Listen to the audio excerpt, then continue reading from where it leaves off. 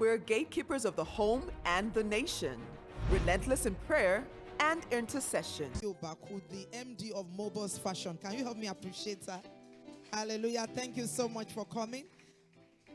Also, I want to appreciate Mrs. Yetunde Oni. Can you help me appreciate Mrs. Yetunde Oni? Hallelujah. And of course, we have our master of ceremony in the house. Welcome, Ayomairo Ese. Thank you so much. Good morning, women of God. Good morning, daughters of destiny. We give God glory for today. Indeed, this is the day that He has made, and we will rejoice and be glad in it. I'd like to first of all celebrate our mama in the house, Apostle Busola Jegede. Thank you so much, ma.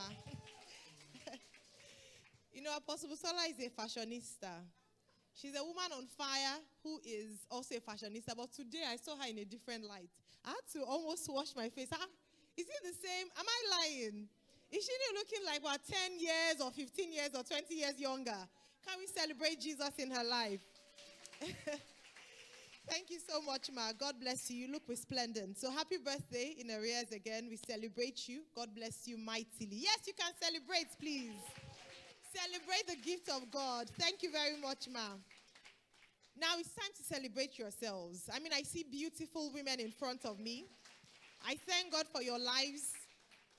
If this is how you celebrate yourself, there's a problem. Aha, hallelujah. Praise the Lord. You know, I always say this in, women gatherings where women are gathered, that sometimes as women, we don't celebrate ourselves enough. We're so many things in one. We are mothers, we are spouses, we are daughters, we are granddaughters in some instances, we are bosses, we are employees, and we are carrying all this on our shoulder at once, juggling so many things and doing it so gracefully. And we are also the main cheerleaders of our children, cheerleaders of the husband, cheerleaders in so many areas. But when it comes to cheerleading ourselves, we neglect to do that. You don't remember to do because you're so busy doing so many. And don't forget prayer warrior. You know, so many things you're doing. So at times like this, when we gather together, it's not pride, it's not self-worship, it's just sometimes thanking God for the strength and the grace He has given you to be a woman. So please celebrate Jesus for your life. That's right. That's how it is. That's how you celebrate. Amen. Yes. Thank God for your life. Thank God. If nobody told you you were looking good, look at yourself and say, I tried. I tried. Don't be angry if you did not see the new hairstyle. Look at the mirrors. This hair is fine. These shoes are nice. Don't wait till sometimes, celebrate yourselves. Hallelujah. Praise the Lord. Thank you so much. It's not carnal. The God that we made is a good God.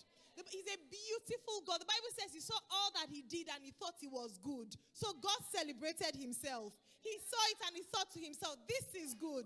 I tried. So when you see something, when you make some soups, you put it in, this is good. And you know that you are made in the likeness and the image of your Father in heaven. You are not far from Him. Hallelujah. Are we excited for this morning? What we're about to experience. So it's my pleasure to introduce another fashionista. She's going to be speaking to us for the next few minutes. She is, as Apostle has mentioned, and I will read her full bio, but she's, I know her in another capacity. We attend the same church, and she's a woman. When you see her, let me tell you my first encounter, and I'll read the formal bio.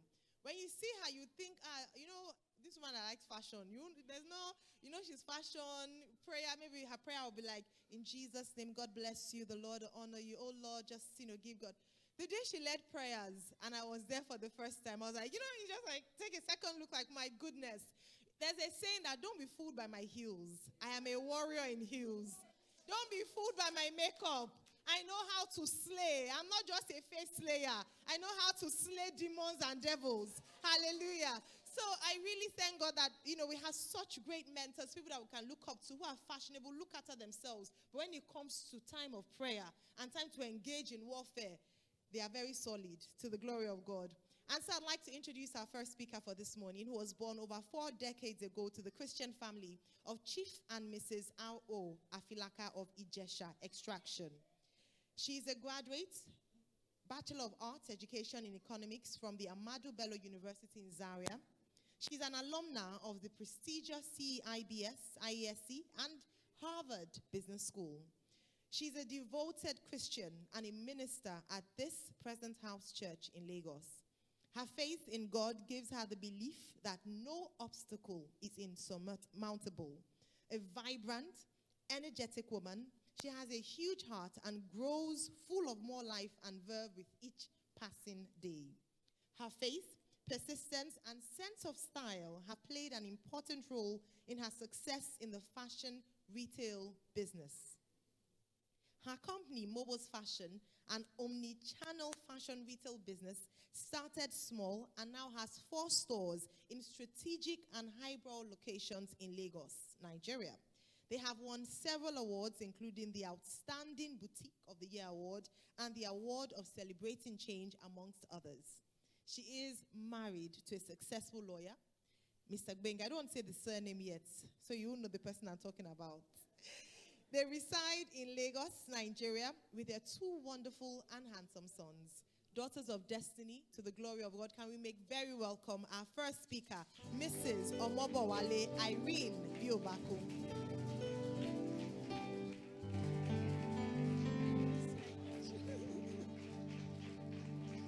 Oh my God, very funny. Oh, what she read, shall leave that. This is me. All that is just, they said we must have a profile. But this is me. And me that I'm nothing without him. So that's it. So know that I am nothing without him. Everything I am is because of him. When we prayed this morning, there was a word I got, and I think it's in John 15. And let me go there so that I have to share it with you briefly. Just that word so that you guys will know that it's really not about me or about you. So I think it's John 15. Did I even write it down? I think it's John 15, 5. Let me see if I'm sure. Yeah. John 15, 5. I am the sprouting vine, and you are my branches. As you live in union with me as your source, fruitfulness will stream from within you. So that just says that without God, we're nothing. So is the vine, we are the branches. And without him, we can do nothing. So I've been asked this morning to speak on entrepreneurial talk and scaling up your business in Nigeria and globally. So when people think of scaling up, what comes to mind? Let's make this interactive. That's the best way to learn. What do you think when you think about, is it okay to move around? So I'm more comfortable. I want to be free. So when you think about scaling, what do you think about? Next level? Rising? Upgrading? Fantastic. Thank you. Expansion. Fantastic. These people are too deep for me. I thought they were going to say, when people think of scaling up, they think money. When you want, okay, maybe I didn't ask properly. If you want to scale up your business, what do you think about? Sorry? People are deep. Oh. Ideas. Pastor Busola, let me drop this. When they say, I drop it. So what am I doing here? These people are deep. And you sat down there not encouraging yourself. When some people think about scaling up their businesses, what comes to mind is funding. Am I lying? But when you want to scale up your business, the people that think just funding get into trouble. So I was saying to someone when I was away, and that if somebody comes now to invest in my business, they have a huge sum to invest in my business, what will I do? And I said to the person that I will not take it. And she was taken aback. That, what do you mean you will not take it? I said, more than the money, I need more from the person, from the investor. It's not only about money. So a lot of people think it's just funding and they take it and get into trouble. Because you need more than funding to take your business to the next level. Am I making sense? So I wrote down something here about scaling up a business. And it goes, scaling a business means setting the stage to enable and support growth in your business. The Bible says, the path of the righteous shines brighter and brighter unto the perfect day. That is growth. We can never remain stagnant. There is always a next level. And no matter what you're doing, make sure you are moving, Sha. Don't stay at it. You can't even stand at a point. Is it that you are growing or you are exactly moving forward or moving backwards? What are you doing? You have to keep moving, no matter the steps you're taking. So really, I really don't have a long note written down. I'm really going to talk to you from my heart. So scaling a business means setting the stage to enable and support growth in your company. It means having the ability to grow without being hampered. So we agree that at some point in our businesses, we can get stuck. Not only in business, in life generally. You can get to the point where you're stuck and you don't even know what to do. You don't know where to turn to. You don't know where to get help from. You just notice that you're stagnant. Nothing is changing. It's like the same old, same old. I've been there. And that's why every time when I go through a tunnel, I always record it. I was actually thinking I'll bring out one of my videos for them to show. I always record it when I'm in a tunnel. And I'm talking to myself, and people there are wondering, like, this is a tunnel of life, the tunnel of your business, the tunnel of your marriage. And we're driving, and you seem not to know where it's going to end. You never know how long the tunnel is, except you've been in the tunnel. But if you've never been in the tunnel, and you keep going, and you're wondering, I'm tired, I need more money, I don't know what to do. I need staffing. I don't know the step to take. I don't know who to turn to. But you keep going. You know, at that point in that tunnel, if you stop, what happens? You will be in darkness. You will not see the light. But if you keep going, and that is always what happens, if you keep going without giving up, without stopping, what happens at the end of it? You see the light. So the people that don't see the light are the people that give up. If only we would just still press on,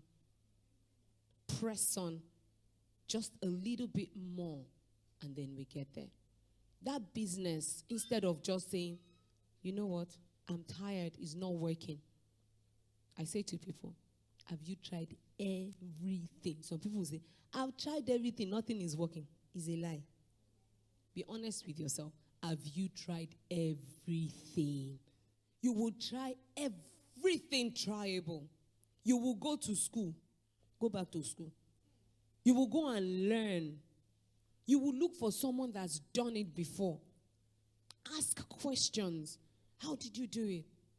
Some things that we're struggling with. I was complaining about something in my office, for example, and a friend of mine came to see me. It's good to be surrounded by godly people and spiritual people. So she just came to gist with me, and we're just, oh, Mobs, it's been a long time. We're gisting. And she just said one word. I mean, just a word. It was as if a scale just dropped. What I had been struggling with, the scale just dropped that, oh my God, this is the step I'm meant to take.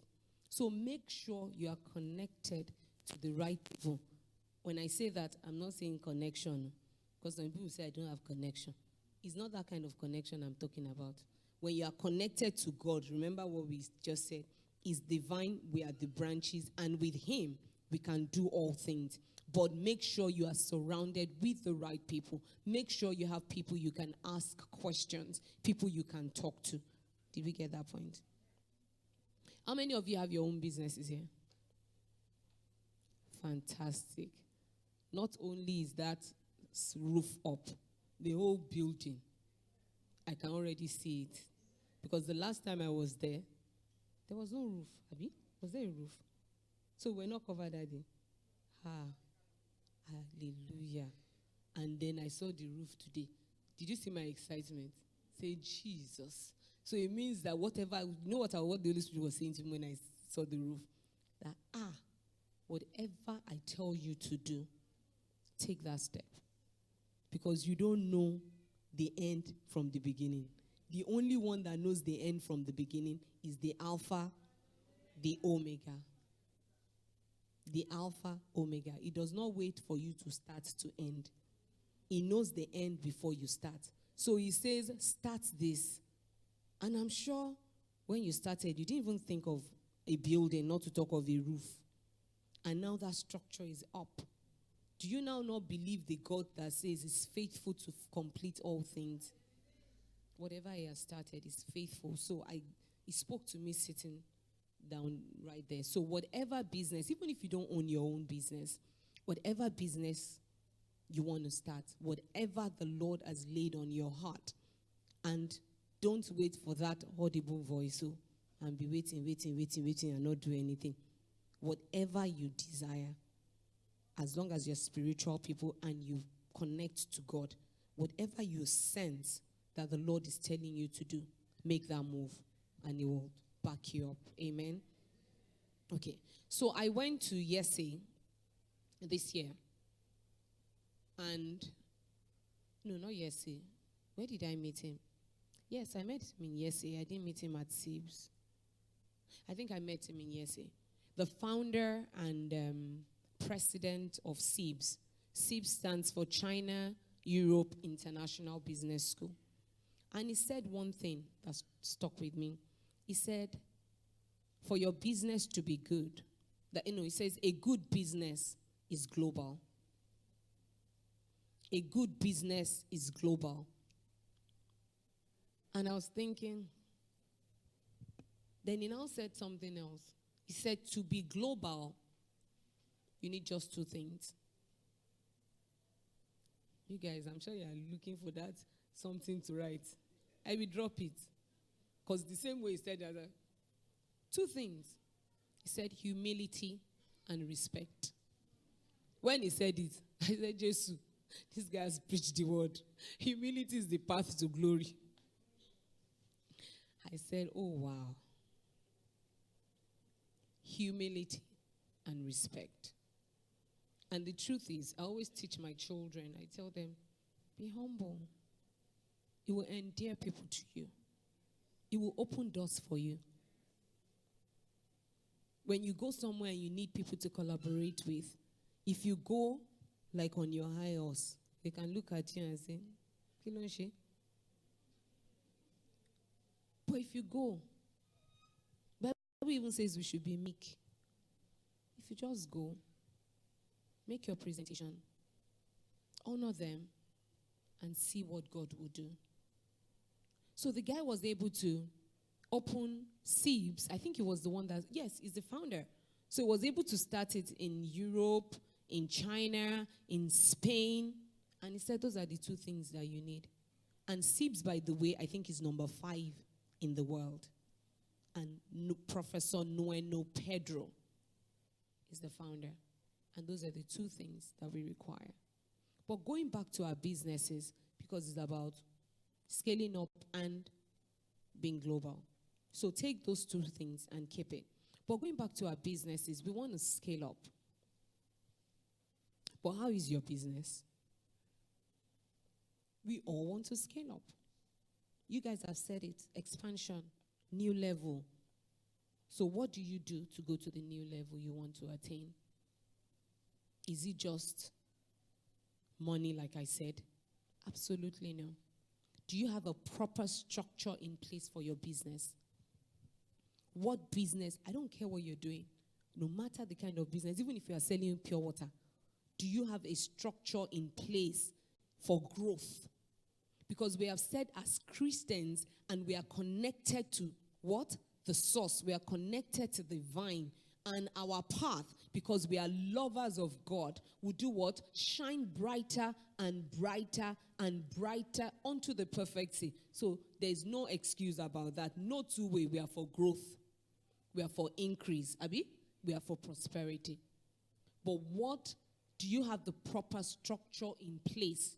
Do you have the capacity and the capabilities you need to grow your business? So Pastor Busola says, visualize what you want to be. Visualize your life, your marriage, your business, your home. Visualize it. Because as you see, so will it be. As far as your eyes can see. So you are here today. You think you are selling pure water. But that pure water, where do you think is going to? What plans do you have for that business? Because that's where you are going. And you need to plan for that place that you have seen. Do you get my point? You are not planning just for where you are. Because if you are faithful in little, God will give you much. So you need to plan for that growth that you visualize, that place that you want to arrive at. You need to put plans in place for that place. So, scaling requires planning. It requires funding, but not only funding. It requires the right systems. It requires the right people. We need people. People. Very important. It requires the right processes. It requires, in this day and age, technology. And it requires you to also have partners, people that you can collaborate with. Right systems, funding, planning, staff, processes, technology, and partners, or people you can collaborate with. So, I started my business almost 2 decades ago. And I started it at home. I always say I started it at home, but at some point, I used to go and give to people in their offices. But I always say I started from my home. I think I started from my home when I got married. And today, we have 4 stores across Lagos. Of course, we've opened more than that. That's part of putting your plans in place before you start doing trial and error. I've done trial and error. I'll just say, let me go, Jari. Then I will invest a lot of money. Then I don't waste time. But if it's not working, I quickly count my losses and I move on. That's what I do. But that's not the way, because it says you hear a voice behind you telling you which way to go. And we have the Holy Spirit to guide and direct us. So I've moved from that trial and error. I don't do that again. I wait. Lord, please, what do you want me to do? So I'll tell you a bit. Though I started my business in my home, and as at the time I wanted to open my first store, I started praying to God. That's why I said to you that all those things, she went to Harvard, she went to USA, it's not the one doing it. It is God. Let us say it. I always tell people, it is God. You start it in the spirit and then you see it in the physical. If you don't see it in the spirit, the thing you see in the physical will not last. It will crash. But when you see it there and you now establish it, or you see the manifestation, you will know that this is not me. It is God. And we are building on a solid foundation when you start in the spirit. So that was how I started my business. So I started praying to God that I needed a store. And I would drive up and down Awolowo Road, praying for a place to open up. Because people will tell you different things, but don't believe. Don't use other people's bad experiences to judge what's going to happen to you. No. You learn from their bad experiences so that you won't make that same mistake. They said there is no road, no space on Awolowo Road. At that point, no space on Awolo Road. I could just say no space on Awolo Road. Let me sit down. What am I going to do? I had children. I had, I'd given birth to Angela. I had a child. And I thought, no space. I want to be there for this boy. If I now go and look for one far place, how will I deal with it? So I just kept praying, and I'll drive from beginning to the end. And I got a word that it will make room for me, Rehoboth. And I held on to that word. So that's part of scaling up. Have a word to hold on to. I have another word. When she was praying that visualize. I visualized too. I saw it. I said, Lord, the word that you have said to me, you will bring it to pass. I see where I am going. I see where you are taking my business to. And I call it forth in the name of Jesus. That was how I started calling forth from Awolowo Road, from beginning to the end. Some people will say, are you mad? What are you looking for? I just parked in front of one day. I said, Lord, I receive it in the name of Jesus. When I saw that it was, I got word that the person was going to move out. It wasn't this place. I said, okay, no problem. Then I traveled to Paris with my husband. Guess where I met the lady that left where she was for me? God honored. In Paris. Train station. In Paris. I came to Nigeria. I didn't even think anything of it. Then she came to my house in Nigeria. And she said, you can have the store. I said, really? She said, yes. Then I went to meet the woman. The woman said, no, I even want to give the whole building to one person. Me.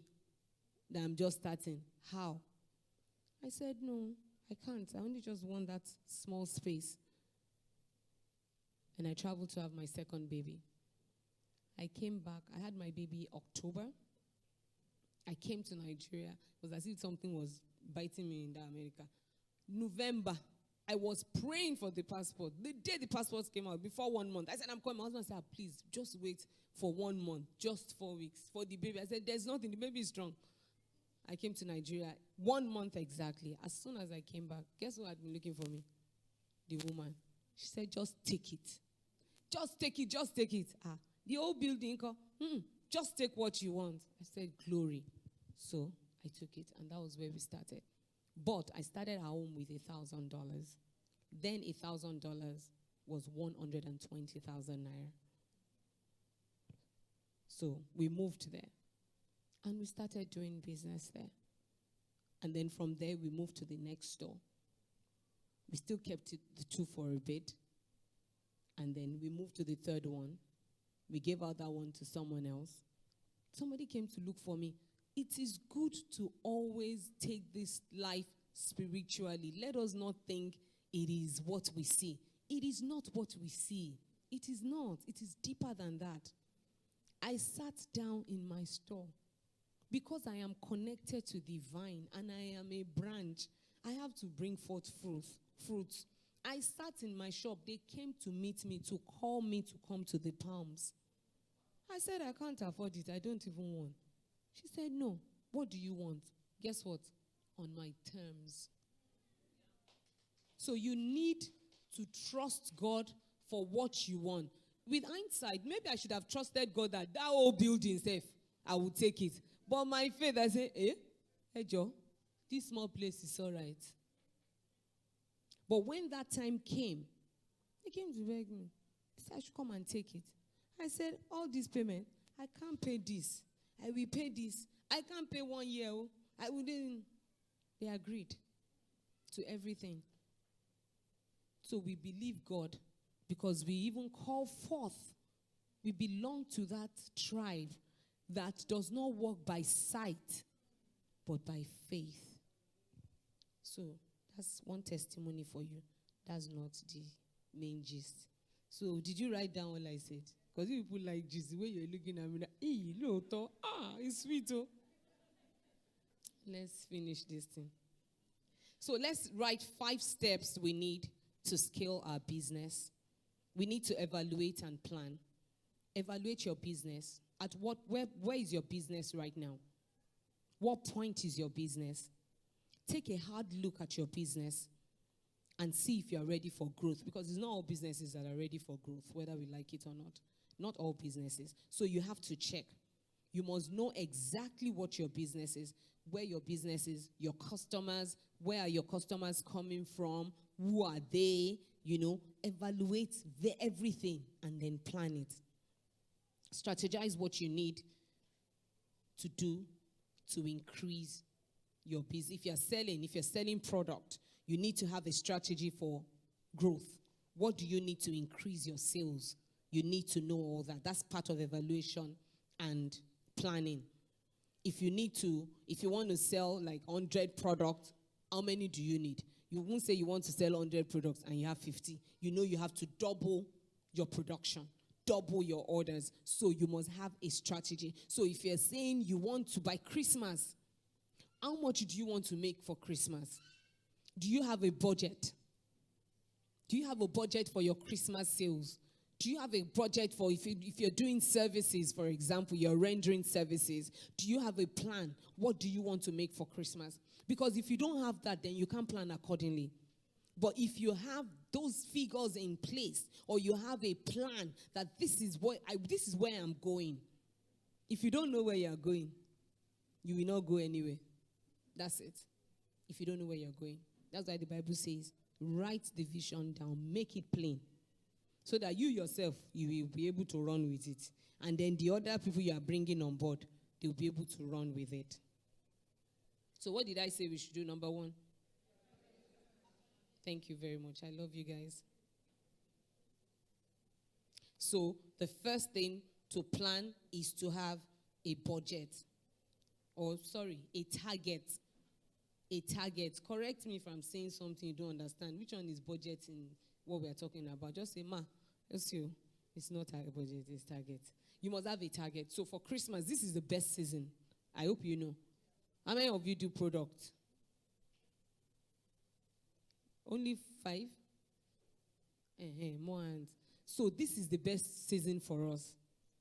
And if you're making clothes and you want to make 10, you want to sell 10 dresses, you better have a plan in place how to quickly get those 10 dresses ready. It's not that when the customer comes, you'll now be falling their hands. It will affect your target, your bottom line that you have set for yourself. It would affect it. So evaluate and plan everything. Don't leave anything to chance. Be strategic. Be intentional about your every move. That's part of scaling. Also, find the money. I'm sure you say it's no money. It is part of it, but it's not the only thing you need. So you must find the money. My husband once said to me, he said, Mobo, tell your bank to give you a line. I said, I don't need it. Which nonsense line? They will not give me how many percent. I don't need it. So God forbid. And then I was raised by, is this shrewd or prudent? I don't even know what to call my mother. Hey, Magbowo bank yo. They say, don't do it. It will ruin you. I said, Then when people tell me today, I was at a meeting. They called us to speak to some foreign, whatever, blah, blah, blah. You know these people, and I said, that I don't have any loan, that I've been able to grow my business without taking any loan from a bank. And still right now, I'm not indebted to any bank. And a lady that said to me that, but that's not a good way to scale. Yes, it's not a good way to scale. You can say that, but you can have other sources of income. In Nigeria especially, with the high interest rate, how will I pay how many percent? Do you know you must understand your business. Remember that. That's part of evaluation and planning. You must understand your business. The way my business works. I know how I operate. I know how I place my orders. I know how I pay deposit for how many months. Then I know when my products are ready. And I know when I pay my balance. And I know how long it takes for my shipping. So if I go and loan money from the bank, guess what? I'll be paying interest even before the goods arrive. And then I'm working for the bank. So I always tell people that start small, finish big. So because you start small does not mean you will remain small. Or does not mean you should remain small. Make sure you start small but finish big. Start small. Test it with the little you have. When you have tested it and you think, this is viable, this thing is sweet, then you can say, sister, can you borrow me some money? A friend of mine did a property. She did not get any loan from the bank. Guess what she did? She borrowed money from all of us. She borrowed 5 million from me. She said, I'll give you 6 million. Is that not better? For a period of, if she calculates how much she will pay if she went to our bankers, by the time the tenants pay, she will not have anything to her name. What do they call it? Native intelligence. Is that what it is? So I said, I've been able to do it without the loan from a bank. Right now, I don't mind investors to come. But like I said, I need more than money. In fact, money is not my problem. Let me brag. Because my God owns a cattle upon 1,000 hills. So whatever I need, He will supply. He will supply. And if He does not supply it, He does not want me to have it. Shut up. You must get to that point. So if you are coming with money, you can't entice me with money. Because I know the God who I serve. But I need more from you, even if you have to come into my business. What are you bringing? Technical know-how? What expertise are you bringing in? I need more than that. So don't just think about money and get into trouble. I know someone that did, a fashion person like me. And she collected the money. I'll start a garment factory. I'll buy machines from this place. I will do that. Plus the machine, plus the money that she collected. But plus the business she's been building herself. Right now, everything is nowhere to be found. So you must understand your business. Loans are good. You can take it if you need it. But know exactly what you need it for. Know how long it will take to yield. Don't take a loan that you can't.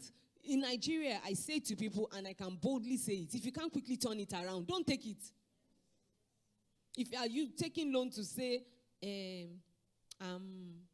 what word do you use? What's financial people? You want to speculate with bank's money. God forbid, we will not suffer in Jesus' name. So find the money. Where can you find the money? Can you start by finding the money amongst people you know?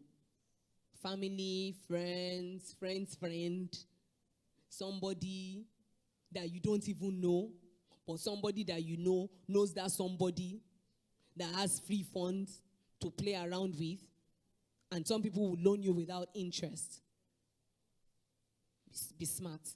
So find the money. And there will come a time where you will need to go to the bank. You can go. There will come a time where you need to do all these grants. There are things they do. Grants. You go and apply Elumelu grants. I think they have one at LBS. All those. Go for it. You never know. Go for it. Do it. So find the money.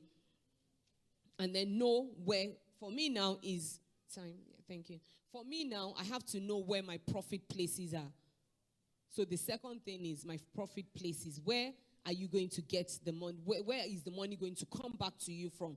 So I have how many shops, but then I'm looking for more. So my shop is a profit place, but there are more profit places. Which other profit places do you think you can expand your business to? And then you invest in technology. I'm rounding up because my time is fast spent. You invest in technology. You know, we said you have to put processes in place to scale up. How do you keep your customer? How do you keep your customer details, for example? How do you keep your stock? So I'm talking because I'm a fashion retailer. So I talk in terms of retailing. How do you keep your stock? What software do you use to keep your stock, for example? Your customer, your staff, how do you pay them? What processes have you put in place for that? The things you don't know how to do in your business and you want to scale up, Get the people that can do it. But I must confess to you that the major problem in this country is staffing. But guess what? It's not a problem.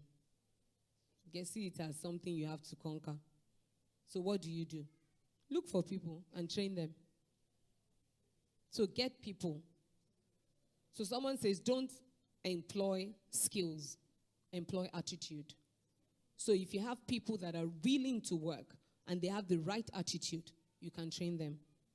If you have the skills and you don't have the attitude, they will kill your business because they say, I know. Irene, they don't know. Or the things they know, they need to know more, but they're not willing to learn. So get people, train them, and then that's part of what you need to do. That's number what? Staff is another one. It's different from technology. So I've talked about staffing. How many steps did I give you? 5. Number 1, and planning. Number 2, find the money. Number 3, sorry? Number 4, number 5. Thank you very much. So if you have all those in place, so you see fund is part of it, but you need to have all those steps in place to scale up. And don't see your business as a small business. And again, I will close by saying to you that there is yet more for us to achieve. And I'm saying that to myself. We are more than enough. And there are new territories we can take. But we need to believe God. And we need to ask God to give us the land. So don't be weary, no matter where you are at this moment. Don't be discouraged. Know that there is yet more.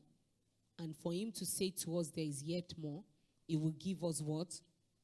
All that we need. It will give us all that we need because he's our source. And don't forget, like Professor Nueno Pedro said, be humble, be respectful, and think of your business as global. When you think global, people always think the America and the abroad and the London. Ghana is global. Tanzania is global. Zimbabwe is global. Gabon is global. Once you leave your shores, it's global. Go to Abuja, you are global. So don't be fooled by some big words. Just know that there is expansion. Just know that there is growth. Just know that you are increasing. Just know that you are expanding. You guys have said it yourself. It's about expansion, about increase, about growth, about getting to the next level. So whatever you are doing right now, as long as you can move it to the next level, you have scaled up. And when you get to that point, you scale up. So it did not say the path of the righteous is bright. It says it's brighter and brighter. So you keep going a step at a time, a step at a time, a step at a time. It is not a sprint. Thank you very much.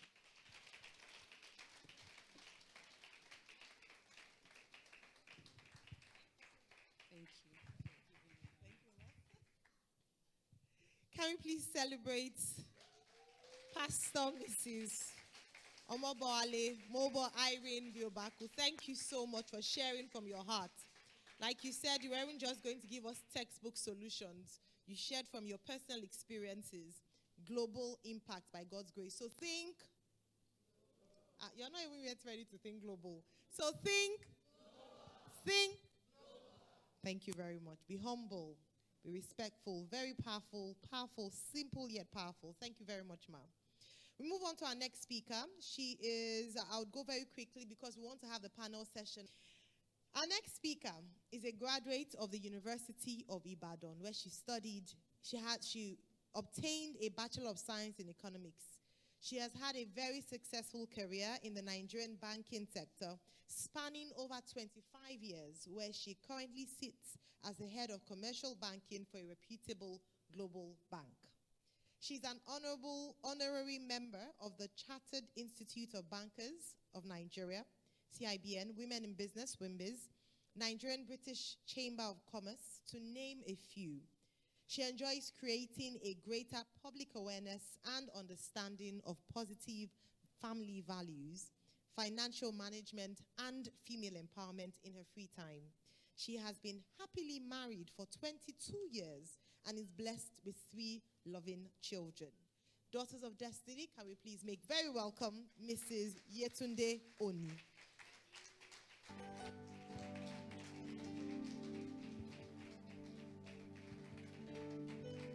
Good afternoon. So good afternoon. I'm very excited to be here before you today. First, I'd like to thank Apostle Bosola for this opportunity to come and speak to you. I think she mentioned 2-3 things before when she first came in here, which the first speaker, which we're not privy to, had talked about. She talked about insurance. She talked about, I wrote it down, insurance and a succession plan. Then Mobos also came up here, and I think she's actually already given my presentation. So I think I should just go home. There's really nothing much to say, because she's talked a lot about funding in different aspects. Now, I'm coming to give you a financial perspective to it. I'm not a financial expert, so please forget that. You know, the Word of God says that He qualifies the called. He doesn't call the qualified. I'm not qualified as a financial expert. It's by the grace of God that I stand before you, or that I was even called by Apostle. I don't know why she called me, actually, but I was very honored and excited when she told me that she wants me to speak here. So I'll be talking about scaling up your business in Nigeria and the global economy. I can see your theme for the year is my year of global impact, and I've taken it. I'm saying, yes, this is my own year also of global impact. Yes, I'm in the 11th hour, we're in November, but it's still my year of global impact. And it is for all of you in Jesus' name. I have a few slides here, but before I start, I think I want to first commend all entrepreneurs that are in this room. I've been working for over 25 years, 27 years, but I can see all these beautiful women here. I know it is hard work to be an entrepreneur in Nigeria. It is extremely harsh environment. And I know that despite it all, you guys are doing successful businesses. You're traders, you own supermarkets, you're property, you're selling, you're making food, you're in the agri chain. I really bow my head for you. It's a challenge. And I admire you all. And I know that the God that has been with you will continue to guide you and lead you on. So I have a few slides, as I said. We say we want to go global. And so it's important you know what is happening in the global economy. As she rightly said, global is anywhere. Ghana is global. Angola is global. So within Africa is global. But I thought that it was important to give you some context, or will I say a background. So I just have 6 slides. I'll rush through it. As I mentioned, Mobos has said a number of the things that I wanted to talk about in terms of getting ready to get that funding. So I'm going to be more on, my own is more on the financial aspect, as in how to get that funding. And I know that all of you will say here that banks don't give money. Yes, they don't give money for different reasons. But remember what Mobos said. It's good to start small and finish big. It's good not to take too much debt at your beginning. A number of my clients that I deal with that have made sizable businesses, they started very small and they did not take loans. So and that's why I said I'm not standing here as a capacity, or my capacity as a banker. I'm talking from experience. I'm going to mix experience with facts. So I have some theory, but I'm going to tell you about facts based on the experiences that I've seen and has been shared with me by a lot of companies that we have in Nigeria. Fortunately, or I say unfortunately, they're mainly Asian companies in the manufacturing space. Hardly will you find Nigerians that are doing manufacturing in Nigeria. And they've been extremely, and I want to use that word, extremely successful in Nigeria. Why have they been successful? They've come in, they started small. They came in, first, second generation are working in Nigeria, and they started their business from their fathers. Most of them started as traders. They came in with little things, selling small things. And over the years, they moved from selling those things to manufacturing those things in Nigeria. And now they're big conglomerates, and their private wealth and all that is from Nigeria. And then they go outside. So they start, this is their base. It's not that they brought money from abroad. So we that want to go global, also think of that. You can also get your wealth from Nigeria and also expand outside. So the overview of the global, as I said, just 6 slides. Overview of the global economy. The growth of the global economy, I'm sure all of you watch news. Please don't say that because you are doing business in Nigeria and you want to go global, you're not listening to the news. CNN, it's important. Listen to news. Listen to channels 10 o'clock news. Just get information. Information is key. So we can know what is happening in the global economy. The growth of the global economy remains very weak. Manufacturing activities have weakened substantially to levels not seen since the financial crisis in 2008, 2009. There's rising trade tension between China and US, all thanks to our dear Trump. And geographical tensions have increased uncertainty about the future of the global trading system and international cooperation, taking a toll on business confidence, investment decisions, and global trade. There's rising debt and may make it difficult for emerging markets such as ours. Nigeria is characterized as an emerging economy, and developing economies to respond to adverse developments and to face growth-enhancing investment. That said, the outlook remains quite precarious. So the global economy is weak. There are a lot of, if you turn on your TV, what you hear there is just a lot of negativity. However, we're still standing. What of the Nigerian economy? Nigeria remains largely an import-dependent country. However, there have been a lot of efforts to conserve this foreign exchange by the central bank and the federal government. And so what has been happening? You see that there's a ban of about 45 items over the last few years.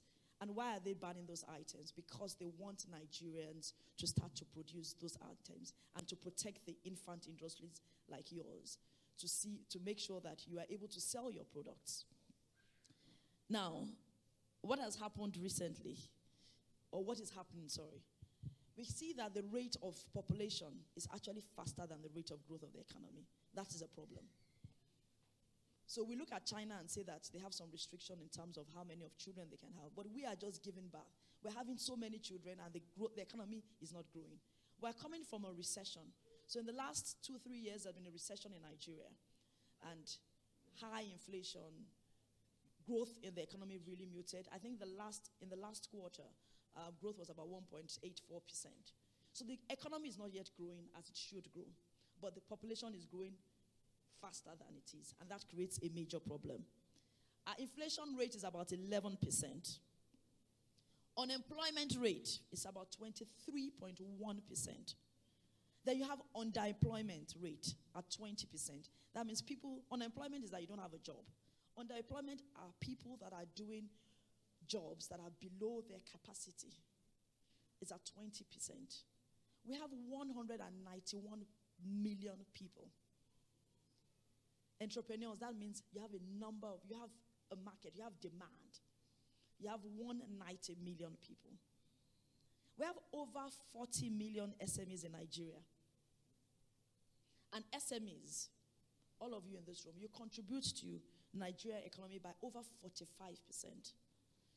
So you play a major, major role in the country. It's been said overly that SMEs are the growth they're the drivers of any economy. Any economy. And in Nigeria, it's the same thing. 90% of new jobs worldwide are created by small businesses, and nearly 3.3 million jobs every month in emerging markets are required by 2030 to absorb the growing workforce. As I mentioned earlier, unemployment, underemployment, population, just remember those numbers. So you have a large demand for your goods, whatever, Creating opportunities in SME emerging markets is a key way to advance economic development and reduce poverty. However, you are saddled with a lot of constraints. It's difficult in Nigeria. What are the major factors inhibiting the growth of SMEs? If I ask you now, please, what will you say is the key thing that's inhibiting your growth? Government policies, yes. Electricity power, yes. Sorry? Staffing, yes. Inflation. Transportation, yes. And these are all things that you need to be able to grow your business. If you don't have all this, these are basics. In a developed country, they are basics. But in Nigeria, it's a challenge and it is required. And I'm happy nobody said funding. That means you're all fully funded. You don't need money. I'm happy to hear that. And Mobos had talked about that. So you don't need money. According to the CBN governor, Mr. Godwin Emefiele, the SME sector currently has an estimated financing gap of in excess of 48 trillion naira. That's the gap in terms of the funding that is required to bring up the SMEs to the level that they can really attain. That is the gap. But what are the challenges that face SMEs?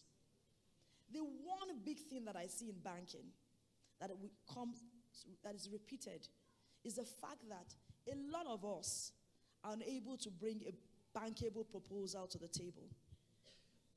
So we all want this funding. We say we want funding. So in one breath, I can tell you that it's good not to take debt from day one. And I strongly believe in that. Because you have to have your skin in the game. You need to grow your business from the small. So you can't just wake up one day and say, oh, I want to build a warehouse and produce 20 million X amount of products. Remember, Mobos said that when she was looking for a small space, it's wise to start small because then you have control and you're able to grow your business. But we realize that there are not good proposals. There's no business plan. Remember, the number one thing she said was evaluate and plan your business. We have not evaluated our businesses. We've not looked at the pros and cons. We can't even, when we come sometimes, I see some people give me proposals, I don't even know what the request is. What exactly do you want? What do you want to use the money for? Is it for a specific asset? You want to buy a bus? You want to buy a car to be able to do your transportation? Is it that you want to buy an inverter? Is it that you need working capital? That is the money or cash that you need for your daily operations?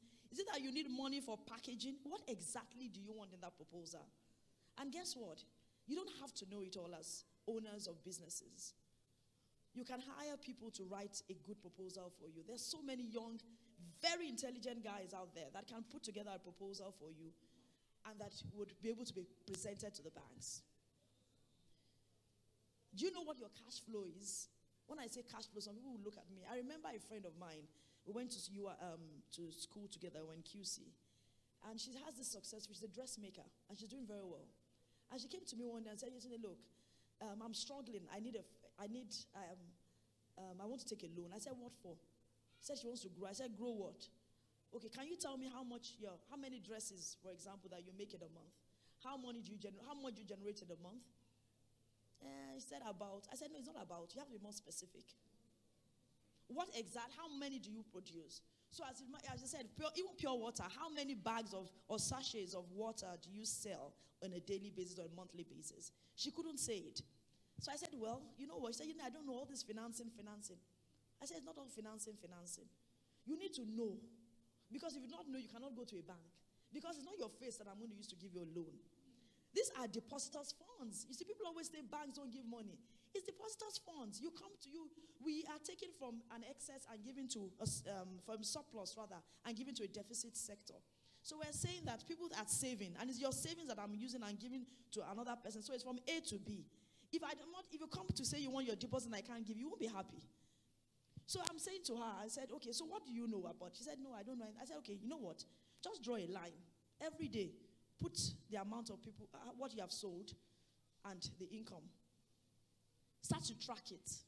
You're already forming your P&L. You're looking at your expenses, and you're looking at your income. I said, that's it. And then get an accountant that will come every month to look at it. And then document every sale. So have a receipt book. So you're documenting it. So by the time you are going to a bank, you know how much that you have sold. Because a lot of banks, we ask and say that we want 3 years audited financials. Some people don't even have auditors. And so it makes it difficult for you to be able to provide a bankable product. BOI, Bank of Industry, they do a lot of what they call capacity building. LBS also does a lot of that. Because there's so many grants that are available out there for women especially. But people are not taking it because they have not been able to present a bankable proposal that would be acceptable and will allow them to have this access. Please visit those BOI website or CBN and look for women grants. You'll see a number of grants there that are available, and then requirements which have to be met. But it goes back to our evaluation and planning. Have you evaluated? Have you planned your business? Do you know what your profit and your losses? SMEs are small. They're diversified. They have weak financial structures. So a lot of us, we are the beginning and the end. We are the alpha and the omega of our business. It is good when you are small, yes. But as you grow, you need to have a structure around it. Because if you are coming to a bank, I can't give you money for your dream. I need to understand the structure. I need to be able to see through. Okay, so this month you're going to make this. Okay, this is your treasurer. This is your accountant. This is your salesperson. Not everything in one. It's difficult for us to give you a loan like that. So you are different parts of your journey. So there's a journey. There's an entrepreneurial journey. So some of you have just started. Some of you have experienced. You have chains of businesses. Some of you are in the mature stage. Some are you in growing. Some of you are thinking going international. I mentioned the population of Nigeria for a purpose. We are 190 million people. Guess what? Most of the successful companies in Nigeria are finding it difficult to even meet the demand in Nigeria. So because they cannot even meet they have not yet met the demand in Nigeria, it's difficult for them to expand because they say, look, before I even finish producing, they're taking this product. How can I start thinking of going out? But they started thinking of going out because of the foreign exchange that is there. So it's a good idea. It's a good strategy to say, okay, I want this for export, for local, for domestic, and I want for exports. So yes, think of the global economy. But when you're thinking of the global economy, as I'm talking about under challenges, okay, maybe I just finish my presentation before I start to talk. If you're looking at the local channel, before a product can go global, it has to have quality. If you go into shops abroad, if you pick up an item, it's branded. I remember I was talking to Apostle about Bliss. I'm going to use her product. It's branded.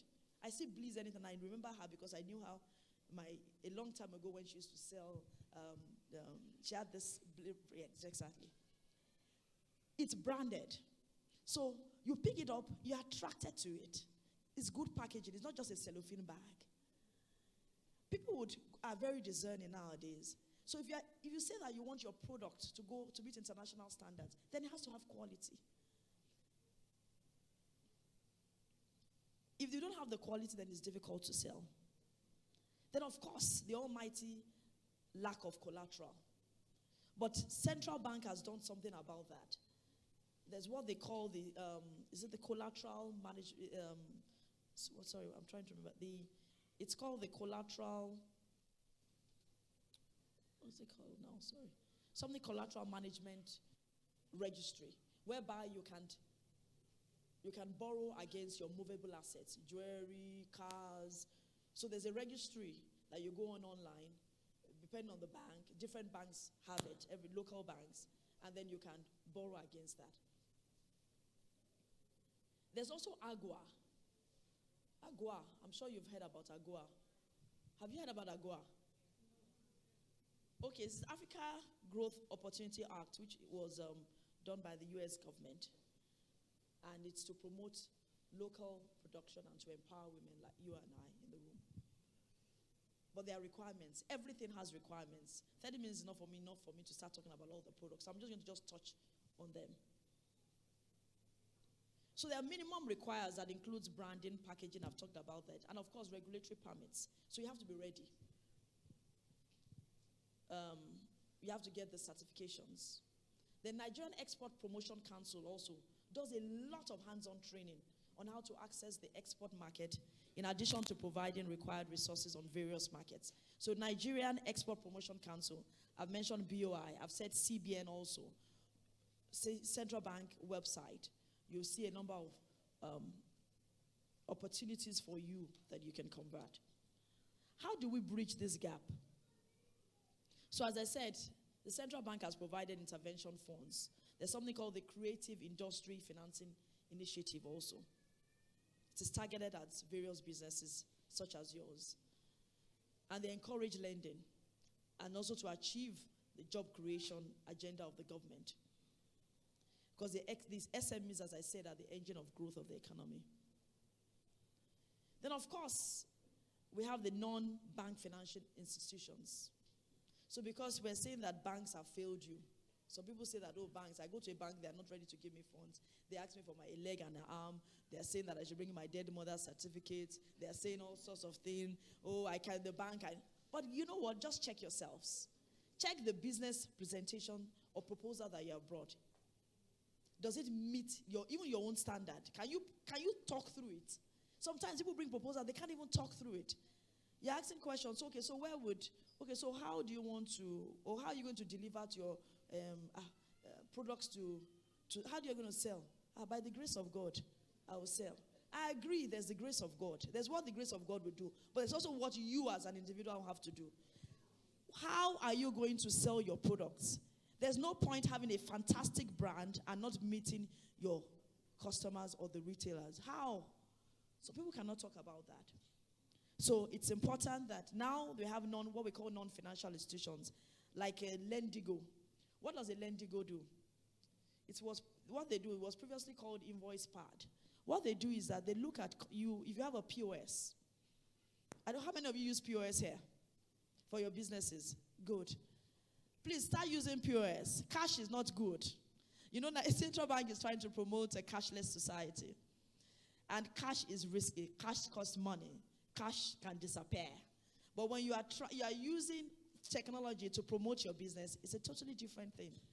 So what does Lendigo? I'm just using it as an example. I don't want for Lendigo. I've not used it, but I understand that what they do is that if you have POS, and they will look at your transactions over a period of time, and they're able to finance you based on that. Just looking at your POS. So this is not a bank telling you to go and bring A, B, C, D.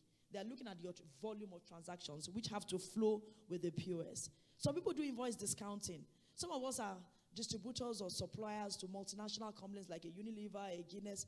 They do a lot of financing for their distributors and their suppliers. Because guess what? When you are successful, they are successful. So they support you. If you have an invoice from a multinational company, it's easy for you to get funding. You can take that invoice and get it discounted. You can take that invoice even and find out from the multinationals themselves, and they will refer you to the banks that support the distributors and the suppliers to ensure that you are able to be funded. And you get good pricing. I'm sure you're all aware of what's happening in banks now, where the central bank has decreed that your loan deposit ratio must be 65%. And what has happened? There's a price war going on now. And banks are offering competitive pricing to borrowers like you. So you need to go out there and ask your bankers, what is available for me? But don't start with a debt. I always believe that you should grow. It's at some point where you want to expand, or maybe you get a big order and you cannot meet it. Then you go to them. You have family and friends, which you also mentioned. You'll be amazed about how you can break down 10 million into 5 people. People that trust you, but that's because you have credibility. If you don't have credibility, then nobody's going to give you money. So have you built up that credibility to be able to access this funding or to be able to scale up your business? And why do you want to scale up? You have not been able to manage the small shop that you are holding. What have you done to ensure that you can replicate and have consistent products or services in each and every one of your locations? Just like a Mobos. So she has 4 locations, and I'm sure the way you go into each shop, you are guaranteed of the same service. Some people expand and say, I just want to scale up, I want to increase my business. They increase and they cannot control it, they cannot manage it, and then it fails. So what is your capacity? Are you using the channels that are available to you? Do you even know the channels that are available to you? Because a number of us, I think sometimes we're lazy with information around us. We don't want to read, it's just news. But that news will impact your business, to impact your target market. What are your customers doing at that time? You do not know. The only way you can know is if you get yourself involved and understand the news around you. I mentioned the national, what I was going to call it was the 5 minutes, okay. The National Collateral Registry. to ease lending to SMEs. That's the one I mentioned earlier, where I said that you have to register your movable items and you can actually borrow against those things. So what am I saying in summary? It is possible for you to scale up your business, but you need to be ready. You need to know your product. You need to have a product that is able to meet international standards when you're going out. A brand, what is your brand? What are you selling? How are you selling it? And then when you want to access funds, what you need to be clear and specific on what you need those funds for. Attend building sessions where they build your capacity as entrepreneurs. So we're all doing successful businesses, but it could be better. It could be better structured. It could be better managed, and it could give us much, much more than we're having now if we're just able to do some certain things around it. I'll leave you with this Bible verse, which I really love. It's in Proverbs 22:29. It said, "Seest thou a man diligent in his business? He shall stand before kings. He shall not stand before mean men." So if you are diligent in what you're doing, if you are diligent in whatever task or whatever business that you are doing, be it small, it will go bigger, be it big, it can go bigger.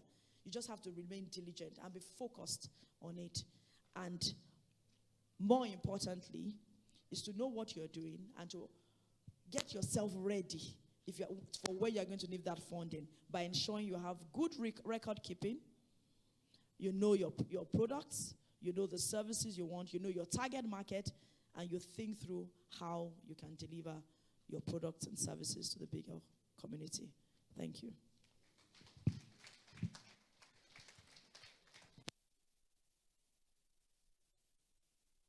Thank you very much, ma'am. Can you please celebrate one more time Mrs. Yetunde Oni?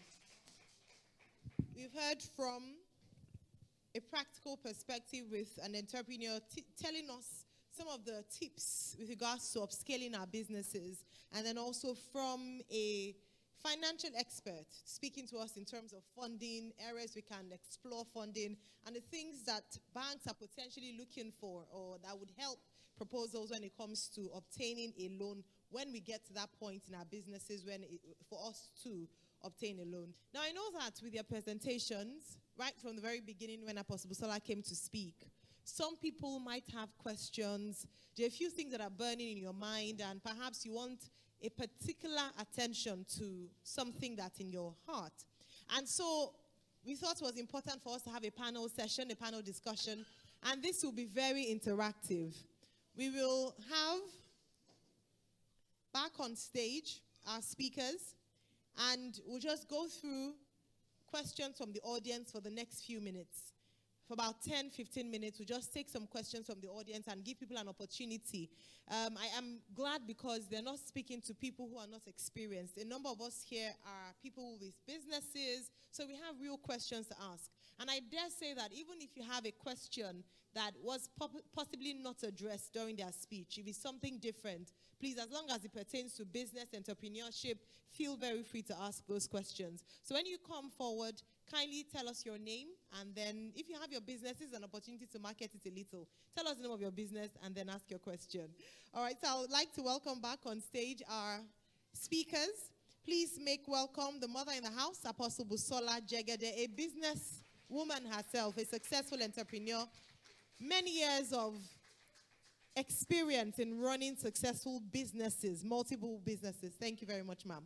I'd also like to welcome back on stage Mrs. Omobowale Biobaku of Mobos Fashion. Please, let's make her welcome.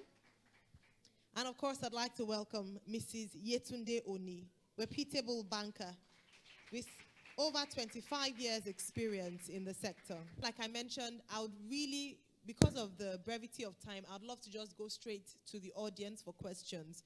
You've heard their presentation, you've heard them speak. You know the areas that perhaps you want to throw more light, or there's a particular issue in your business that is, that you want to direct an answer to, or direct a question to, please. Is there anyone like that here?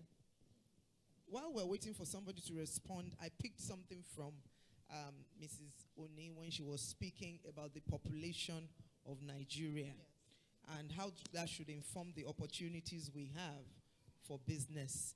Now, something that 190 people cannot avoid is food. So, if you're looking for what to do, I believe there's a particular gentleman, maybe Mr. Dr. Ogun Shino or something like that. He has said that there will be global millionaires from the agriculture sector.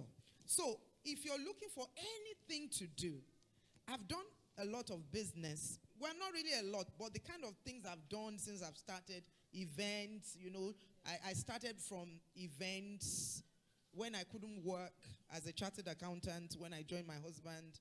And that was the first thing, I had an outfit, renting out things for parties, and then children's party entertainment, party packs, gift shop, African bags, all sorts of things that we do as women, experimenting as we move through life. But out of all my businesses, the only one that I always run out, like you said, the demand is food.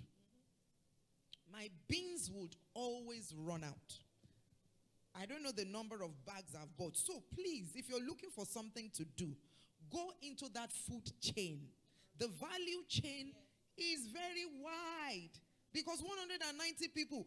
There is even an innovation now. I see bikes and they say 500 naira food as they hot. Drivers are buying it. All sorts of people are buying it. So there's so much you can do within the food chain. It doesn't even have to be food packaging alone. Just pray that God should open your eyes. And so people are even delivering on timeliness. That's what they are tweaking it. Everybody is selling rice. Everybody is selling jollof rice. Well, can you deliver rice to somebody who is somewhere within a short time if the person gives you a call? So I'm saying this to women now.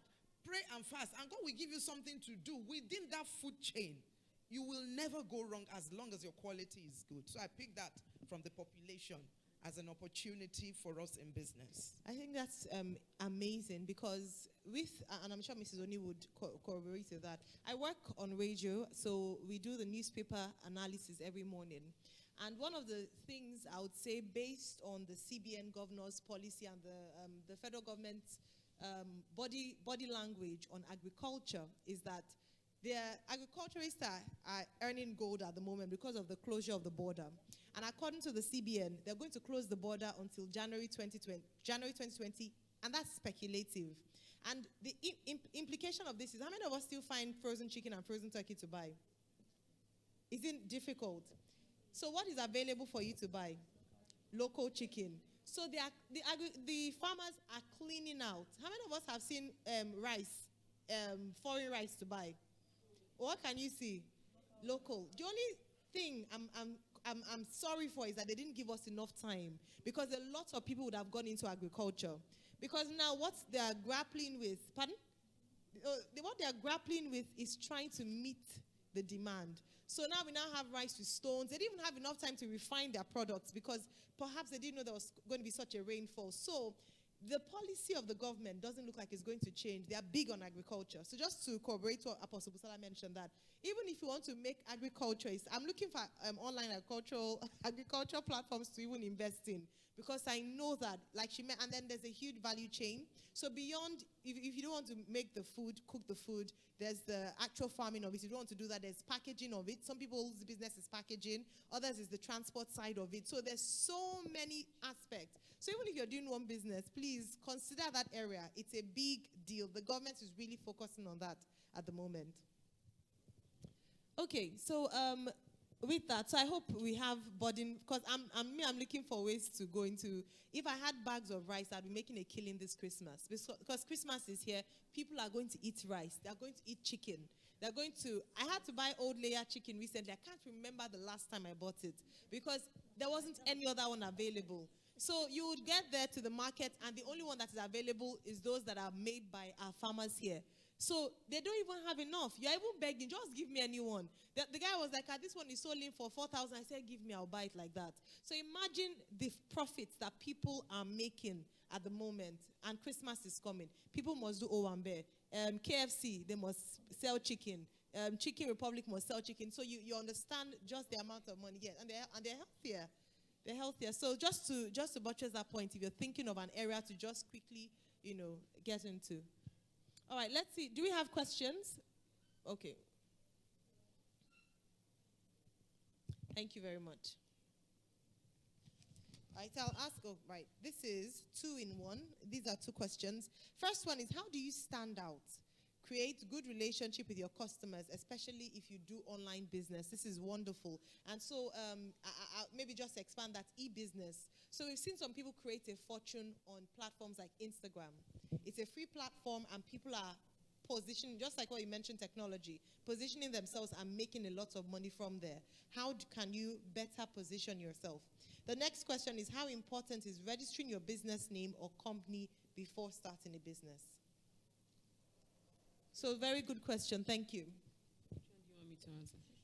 It may be the technology space. Because you touched on technology, the relation. So again, relationship, engaging with customers online to ensure, posting some of the, that's a whole session there, but just to touch on it. You go for a class on that topic. But how do you stand out? Like Mrs. Oni rightly said, for me, I always say your product is very important. So whatever your product or your service is, make sure it is of high quality. Once that is done, then you can focus on the other ones. Social media platforms, not just Instagram, there are a lot of other platforms. There is Facebook, there is Instagram, there is even WhatsApp, there is Twitter. There is a whole lot. I don't even know Telegram. There is a whole lot. Like I said to Pastor Apostle Busola earlier on, he said I can go on Facebook. I said I don't even know what to do on Facebook. I never really was active on any social media except on Instagram, and probably because I really like pictures, so I love to just see people's life. But to stand out, I said your product has to be high quality. Also, we always say customer service, the service you provide for your customer. But there is even yet more now. It's not only customer service, it's about customer experience. What are they experiencing with your product? How are you engaging them? What are you doing to ensure that they come back to you? So it's not something that I would say you can just achieve with 1, 2, 3, 4, 5, 6 and pow, you do it. No. You have to start. It's a gradual process. If you're not there, if you're not on any social media, for example, get on one. You don't even have to be on all the social media platforms. You have to start. Can you start with one? If you want to start with Facebook, use Facebook and leverage the benefit of Facebook to the optimum level.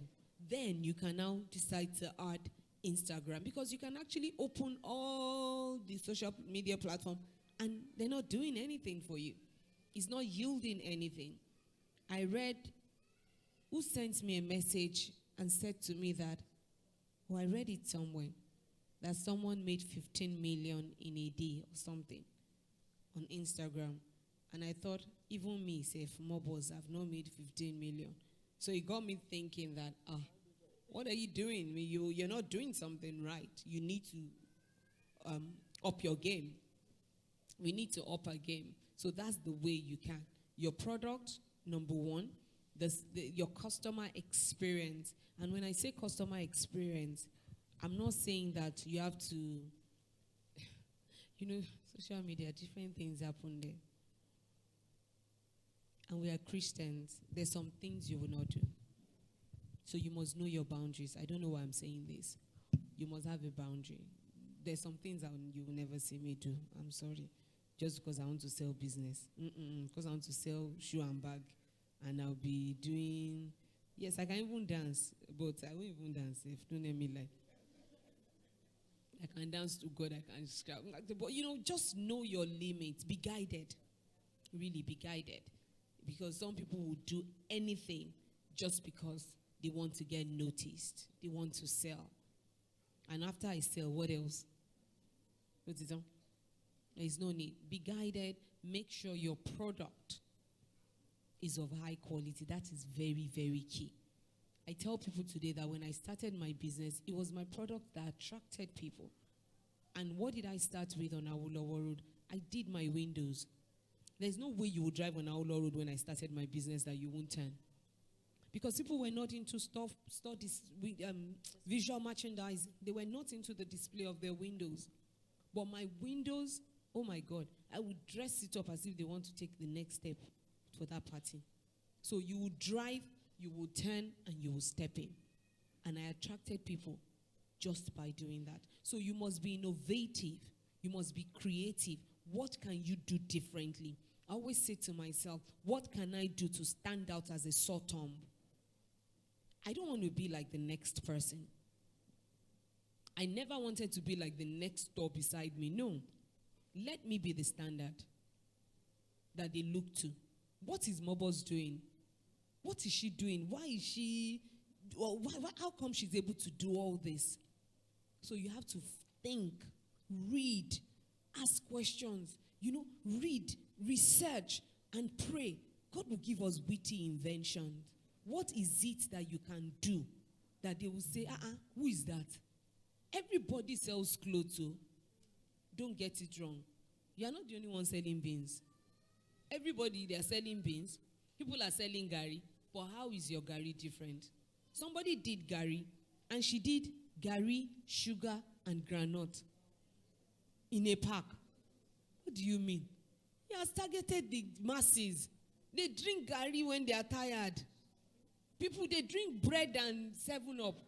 Can you think of packaging drink and bread together? Or turning that bread into like a burger? Akara burger with a drink that is affordable. We have to start thinking. So I'm saying that now. I have to go back and start thinking, Lord, me too, Mobos, fashion. What can I do to stand out, to be different? And you will drop that idea. But you have to research. We keep researching, and keep doing that which you are doing. Make sure you are getting better. You are improving on whatever you are doing. I started as a multi-brand. Now we have our own brand. So we keep going. It's like going, we have to keep ascending, Hope I answered the question. Yes. Let me just add one. Absolutely. Thank you. In addition to what Mobo has said, I think it's important that you are reliable. So just as those social platforms can make you a success, it can also make you a failure. So if you are not reliable and you're not consistent in what you're doing, word will go round. There's something they call client reviews. Word of mouth and client reviews. So someone says, don't visit that website. We're very quick to talk as Nigerians. Oh, don't visit that website. Or don't buy that person's product because she's not reliable or he's not reliable. So I would say reliability and consistency would make you stand out. Thank you very much. Thank you. So don't promise what you can't deliver. Yes. All right. The next question, the second one about registering your business name. How important is it? I think it's important to register your business name, but as you know, a number of us start businesses from inside our houses. So you start small, but you have to register because at some point, as you are scaling up, since we are all focused on scaling up, if you want to scale up, you want to become bigger, you'll have to have a TIN number. In Lagos State, for example, you have to have a TIN number. That's tax identification number. So it's important you register your company if you want to. It depends on the vision you have for yourself. Really. But I think it's an important part of your business. All right, thank you. So thank you, ma'am. If you don't register your business and you are meeting me here today and you want to introduce your business to me, what are you going to say? Let's just be very simple. Oh, I do a business. I sell clothes. Oh, really? What brand? Is it clothes under the Petes? No.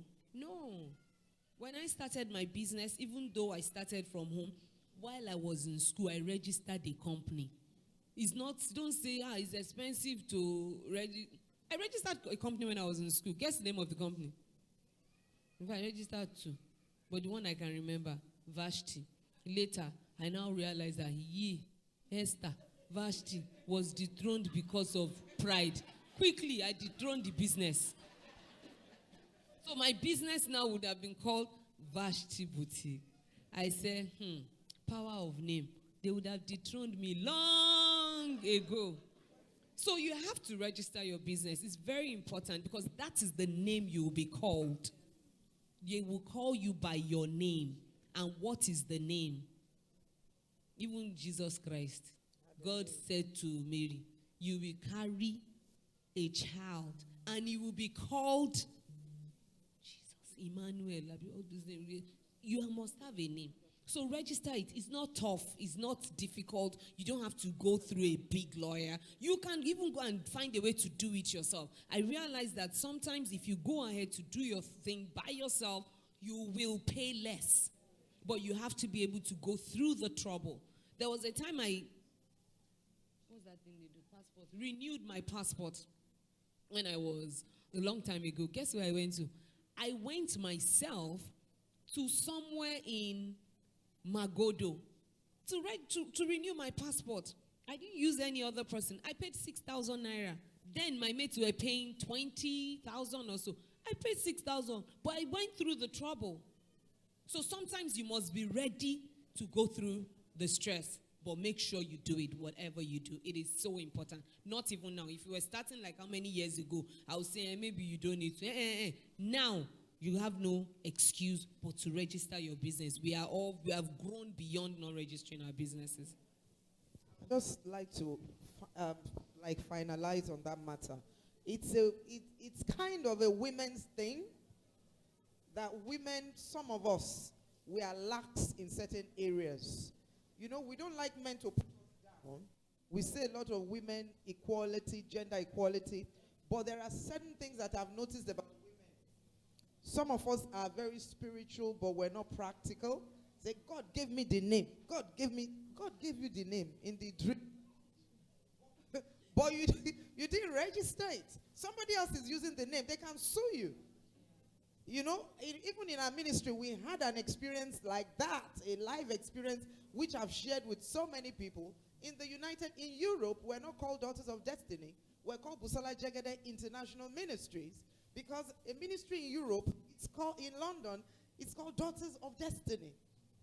And people will watch, they will wait. If you're small, they won't come after you. But when you're big, they will come after you. And they were going to slam me with a lawsuit because of that name. So, let us pay attention to important things. As women, don't just say, I'll be doing it. You do the right thing first. You cannot do the roofing of a house when you're supposed to be doing foundation. You do the foundation at the right time. And it is not only about registering your business. You've got to do every other corporate governance requirement. If you're baking bread and you're supplying people in the fellowship and they're buying your bread and you don't have NAFDAC number, by the time people go on the road selling your bread, somebody will come after you. So let us look for the the requirements by the law. And you have to look for that money first. Some of us want to start first. You look for that money if you need to pause and do the right thing. So, I don't know what you're doing. If you have a school, you have a creche, people are bringing their children to you. Favor, open the door. Favor may open the door, but you have to, it's not Favor that will take you to Ministry of Education. It is you that will plan it. Otherwise, people will come after you.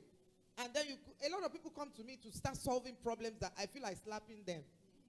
You understand? Because they didn't do what they were supposed to do, but they want you, pastor, pray. Because we do a lot of firefighting in this part of the world. And because we are spiritual people, you think you can go. My husband always says, let people know that pastor is not a magician. Let people know that you, pastor, you're a human being. Otherwise, they will expect you. So when you start doing what you're not supposed to do, and the law comes after you, we believe we can run to a prophet. Give a seed. Yeah, mercy can speak if you really didn't know. Sometimes we get into trouble and mercy speaks. But that's why we're having a forum like this. Do what you need to do. Register your business. If you use a name that somebody else is using, and you say that God gave you in a dream, and you keep on using it, they will come after you, and they can sue you. So let's just do the right thing as children of God wisdom is profitable for direction. Amazing. Thank you so much. That's so important. Thank you. Thank you very much. Do we have no more questions? I believe that we've actually been able to take a lot in. We've touched on so many aspects of business. Very importantly, we've talked on funding. We've touched on technology, employing the use of technology in our business. We've talked about corporate governance, which we don't actually talk about a lot. Processes, registration. I mean, as simple as the NAFDAC number.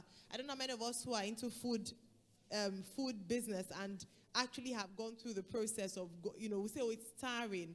But at the end of the day, we must obey the laws of the land, particularly if we're thinking globally. If we don't just want to end with selling to a friend, to the people in your compound, we must begin to ensure that our businesses align with the laws of the land. So a big thank you to our panelists. But before, I just wanted to mention again something, we're speaking to a lot of women, and many of us, we are plagued with mediocrity. Please, let us listen very well. An important part of your product is your packaging. No matter how good your product is, if your packaging is not good, it is the packaging that will attract people to even know the quality of what you have. So, I had an experience recently. I just got 4 new NAFDAC numbers. I told you about it. And I'm about to roll out my next product, which is beans flour. We've bought all the machinery and everything, but we're still on the packaging. We did the first one, and I went around all the supermarkets, and I thought, if I put this packaging beside all these ones, and somebody walks into the supermarket, they will never be attracted to this. So sometimes, because you don't have a lot of money, you cut down on quality. There are some things you cannot cut down on. It is better you wait. If I introduce my beans flour with the packaging, the first one I did, it's not going to do well. And if it doesn't do well, first impression, it matters a lot. How many people will you go and correct that impression with? My beans is doing very well because I spent over $1 million for the packaging. Because the kind of printing that I did, they will do something, they call it drum. You pay for each color. And you do a minimum of 10,000 pieces. So I'm still using the one I did because, some things, you really need funding for it. If you want to come to that space, a lot of people are selling beans. Some just put it in Ziploc. But that's not what I want. And that now, a lot of people are demanding for that beans. They want to put it in hampers. So you can see that there are some things you need to draw back. A Yoruba proverb says, when you see the ram moving back, okay, the ram will move back when it wants to fight, to gather strength. Sometimes you shouldn't rush out in a hurry. Sometimes you need to take your time, so that when you come out to that space, you would have, some people might have been there before you, but when you come out, you would be ahead of them. So, your product, the success of your product depends on your price and the packaging. Yes, we're in Nigeria, we need cheap things. Yes, we say that, but not for everything. She is into luxury. It's not everybody that can afford her, but the people, not high luxury, but I want to believe, some people can afford, but I want to believe you have a target market. So, please, let us also note that. Don't rush to bring out your thing. If you can wait a while to get it right. When you get it right, you're going to make up for the time you wasted. So my husband told me, let me come back because he traveled yesterday. Let me see. I said, let us go the route of the beans for the beans flour. It's going to cost us more, but when we come out, I will not be withdrawing anything. When I come out, I know my packaging can stand in international quality. So please let us note that. You can start small, but there are some places you're going to. You take your time. You may need to get more money so that you get it right and you get it well. Do that thing very well. Let us shun mediocrity. A lot of people around us are mediocres. A lot of people you will employ, they are mediocres, number one. And people have poverty mentality. And you must insist on the quality you want. I see that a lot. People have this vision, and you employ these people, and they will bring down everything you have. So your supervision must be superb, and you must never, ever give an inch to anybody that wants to draw you down to where God has taken you from. Sometimes we're emotional about some things. You shouldn't, because if they spoil the quality of what you want to achieve, I fight a lot. I just went out to fight about the toilets when you saw me go out.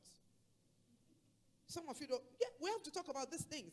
I went out. I go out during the service to check the toilet. Because if I'm here slaying in my gown,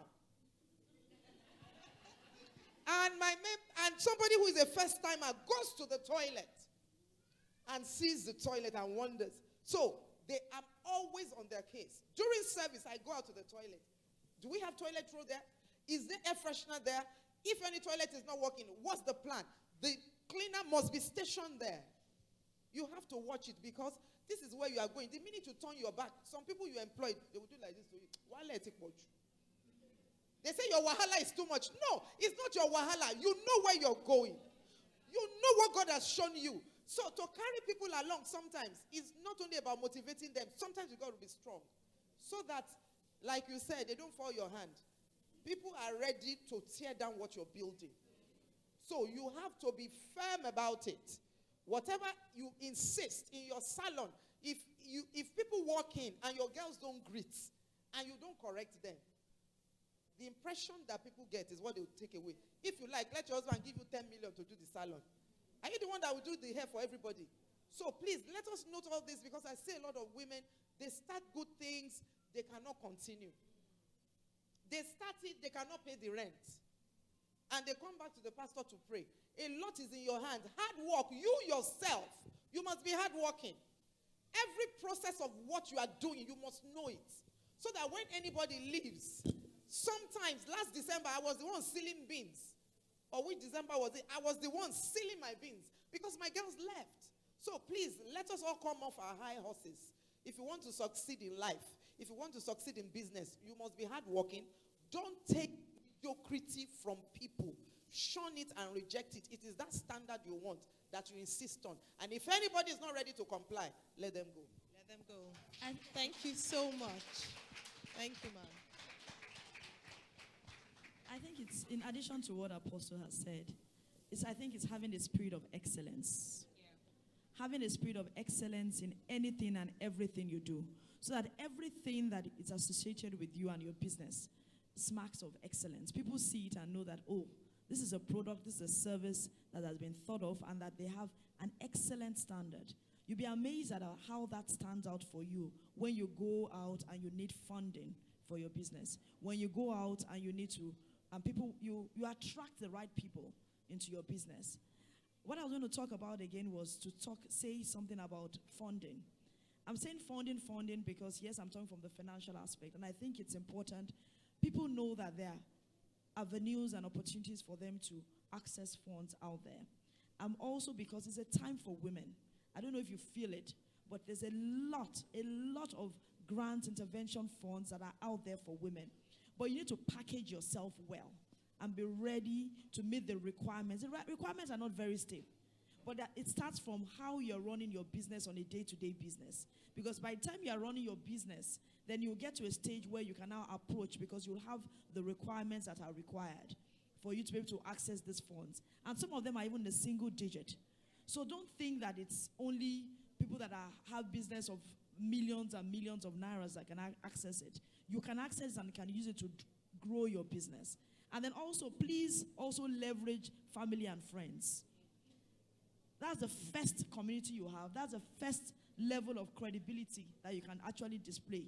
Because by the time you are meeting A and B and saying, okay, I only need 50,000, you are amazed about how you can get 50,000 for 4 people. That's 200,000. So you're starting small. Even if it's a 5 million thing, break that 5 million into 5 people. 1 million. There are a lot of projects that are going on now. And what a lot of people do now is to break down the items, because it looks big when you look at it in whole. So it may be 1 billion naira, for example, or 100 million naira. By the time you break that 100 million and say, okay, for the windows, and I was thinking of that as Apostle was talking, that For the project that you have on, which by the grace of God, you guys are going to move in by the end of November, how are we going to fill that hall on? How are you going to put the windows, the chairs, everything? Let's break it down. Let's say the chairs are going to cost, have projections, have a plan around it. So the chairs, for example, I'm not sure what you've done, and I'm just speaking out of, just my own experience and saying ACs are going to cost X amount. 5 of us will decide that we want to buy the ACs. We'll come together and we'll buy the ACs. The carpet is this. We'll plan and you do that. What am I saying? For whatever dream or the vision that you have, break it down. Have a plan around it. Have a monthly, have a yearly, have a 5-year plan. Where do you want to see your business in 5 years? How do you want to grow to 5 years? So you're not going to wake up today and grow your business by 100%. Guess what? If you wake up today and your business is at 10% and you decide to take it 100%, a lot of people fail. So it's not because God did not give you the grace.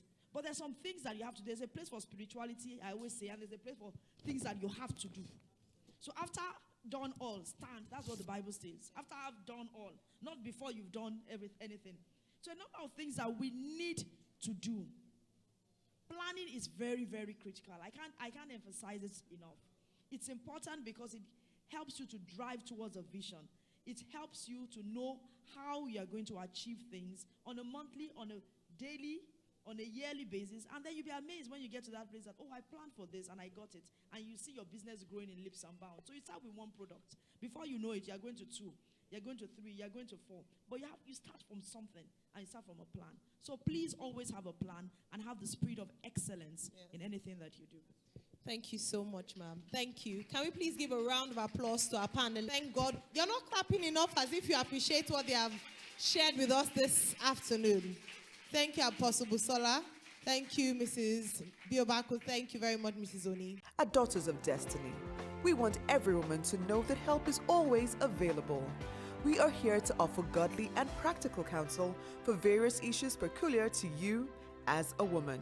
Contact us today via our counseling hotlines 0708 307 6210 and 0909 328 8336. You will overcome. You are a daughter of destiny. Daughters of Destiny.